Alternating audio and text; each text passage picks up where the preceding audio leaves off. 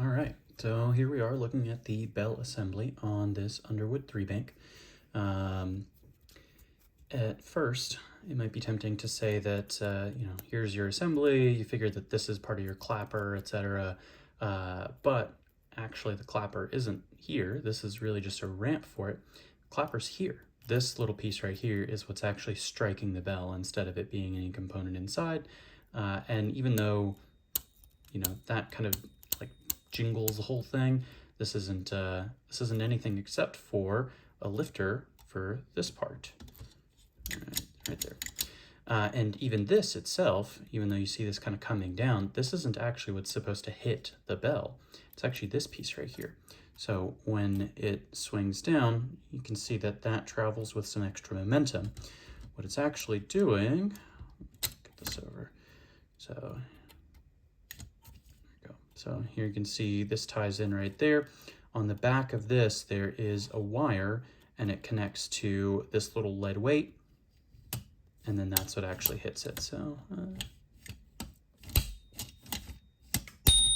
it is. So this is a one-way check, I guess. So it lifts this this piece right here. It works better if we actually have something strong enough to lift it. And then on the way back, it can only go one direction. So it lifts it, it then moves out of the way on the way back. From there, you can kind of sort of see the spring. So right at this point, right here, there should be a post. If that's missing, then this won't have any place to apply tension. And this needs to be, so the spring is pushing it to try and go backwards this way, but then it gets stopped by that post right there. So then the spring pushes it from the bottom. I think you can just barely see, it's kind of hard to, so you can see it right there. So that spring is then wound around this post, and then there's a hook around the stop that's right here. So see that one more time. This ramps up over it.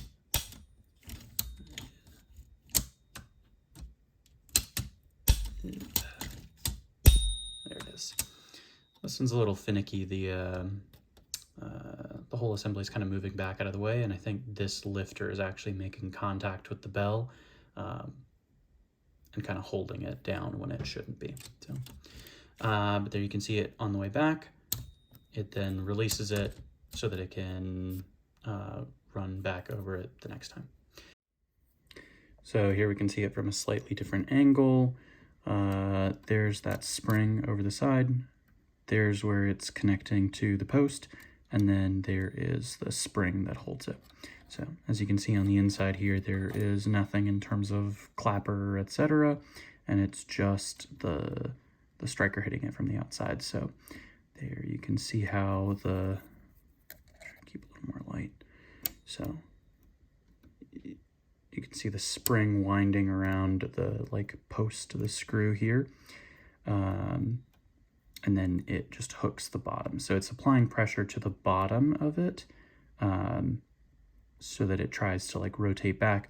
And then this post keeps it from moving further because the post is slightly below the center of the through hole here. So that's about all there is to this one. Hope this helps someone figure out bell stuff on these, because it's interesting.